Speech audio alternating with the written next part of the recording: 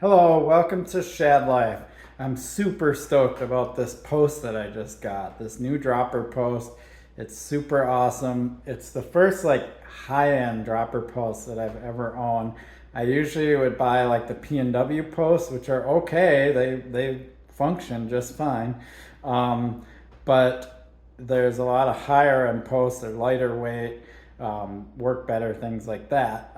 So I got this wolf tooth dropper post, and I will do an install video on it here soon for you. But the posts I usually would have would either leaving the stock one on my bike, so the SDG post that came on my Esker Hayduke. When I had the Ibis Ripmo AF, I don't even remember what post was on that bike, but they never gave me a problem, so I just used them and didn't care. That's generally how I operate, right? Like, I'm not always like, oh, I gotta have the highest end stuff, except for when I do, or when I replace something, I usually get stuff that's higher end, right? And so that's the case here. I needed a dropper. I bought a new fat bike that didn't have a dropper on it, and so I wanted a dropper on that. But I'm not going to put this dropper on my fat bike. The SDG dropper that's on my Esker Hayduke, ever since I upgraded the tie frame and I have carbon wheels on that, that's kind of my top dog bike. That's the bike I'm putting all the higher end components on. So I'm going to take the SDG post off of that and put it on my Muckluck. And then this post is going to go on my Esker Hayduke tie. So I'm just, that bike's just slowly over time getting super decked out, and it's awesome. I love that bike. It rides so nice that's why I'm willing to just put a lot of money into it. One thing that I like about this post is it does include the cable and housing. Every post I've ever gotten doesn't, so I always have to buy that separate. And this travel thing, I'll tell you about that in a moment. It's a pretty cool feature. I don't know if other posts do that, but the big thing about this is this self-bleeding thing. Suspension forks and dropper posts, they tend to get trapped air in the cartridges or in the chamber around the cartridges, something like that, right? I don't fully know. I just know that like on some of the highest end forks, you got that little bleed valve. Well, they've added a feature like that to dropper posts, and I believe this is the first dropper post that has come that way. So pretty cool. Let's take a look at the post because I'm sure you want to see that. Here's the cable that it came with.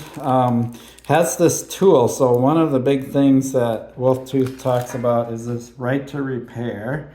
So my assumption is this tool on one end or the other, probably the bottom here or something, allows me to get at the post and at the internals. One reason, and I'll talk about the spacers in just a second. So here's the lever. You can buy the lever when you buy the post, or you can buy it separately. They only give you one option, which is the light action lever, which I happen to personally like. I already own one of these, so I just selected it and took it. But if you want one of their other levers, because they have a lot of different varieties and colors and stuff, then just get the post and then buy the lever separate. So here's the post. Let's take a closer look at it. I mean, the quality of this thing is unreal. It's called the Resolve, if you haven't noticed yet.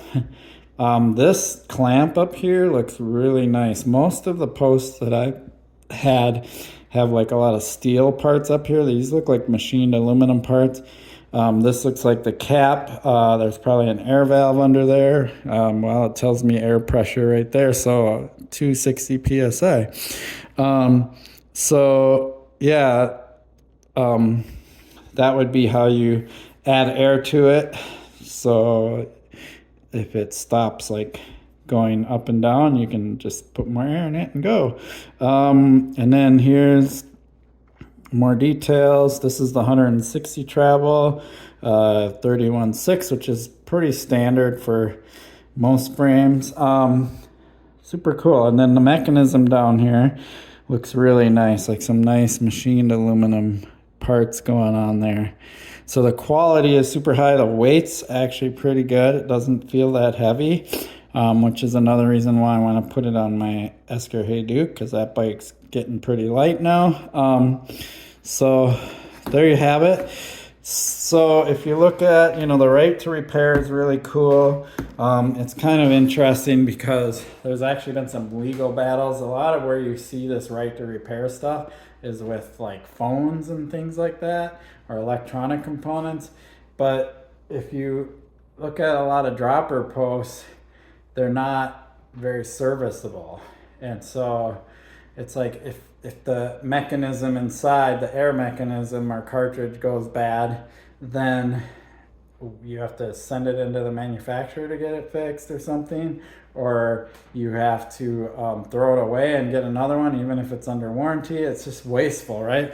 So I like the fact that they make this serviceable, because we need to learn to be less wasteful in our society, and making things just disposable, so you just throw them away if they stop working or whatever, or replace them, is kind of silly. We need to stop doing that with lots of things.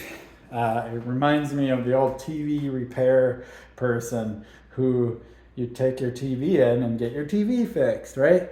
Like, nobody does that anymore. Your TV is like just a disposable piece of plastic and electronic panels, right? And sure, they can break them up and recycle a lot of the parts and things, but this whole like right to repair thing is really cool. I like it. Anyway, maybe call me old.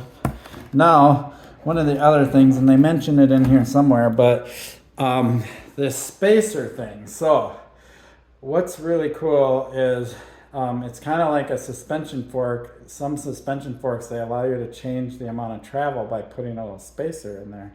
Well, they allow the same thing with these. And what's cool about that is, like, I bought this and it has an insertion depth, right? And I got the 160 millimeter, which is actually the furthest travel post I've ever had. And I think the furthest I've had is 150. And I don't know if it's going to be too high or not. I did all the measurements. I don't think it will be. And I measured how far the post can go in, and I think it'll be fine. But if it is too high, right, I can get a spacer and lower the travel a little bit. So I know there's people out there that are like, well, the post is like infinitely adjustable.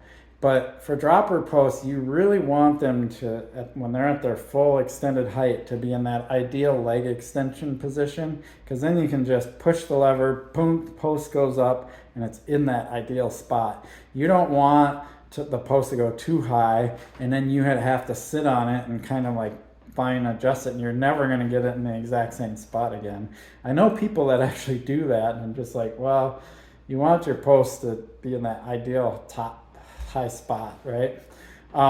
So if I can't get it there for some reason, then I can just put those spacers in and get it to the ideal top position. So that's what's pretty sweet about it, is I don't have to be super concerned if for some reason it's too high when it's in its maximum insertion depth. And again, I don't know. I did do all the measurements beforehand, and it's really important to do that before you buy a dropper, is make sure your insertion depth and all of that. And keep in mind water bottle bosses, because some frames you can't insert the post past where the water bottle boss is on the seat tube. So all of that's important to know before you get a dropper post. So I'll talk a little bit about that stuff when I do the install, because it's a little easier to explain when you can actually see the bike and so on and so forth. So cool. So look forward to the install of this and the testing on it, and also the post on my fat bike now will be the SDG post, so I'll have a dropper on my fat bike. So I'm super stoked about that. It's funny because I rode my fat bike a few times without a dropper, and it reminded me of those days before dropper posts existed. Super frustrating to have this post like stuck in a fixed position. I know people still ride that way and they're probably fine with it, but once they've experienced a dropper and learn how to use it properly, they'll never want to go back to a fixed post. And that was my experience riding my fat bike. I'm like, this sucks. The seat is just right there all the time, jumping, things like that. So Yeah, droppers are awesome. I really appreciate your support for my channel. Please like and subscribe. Peace.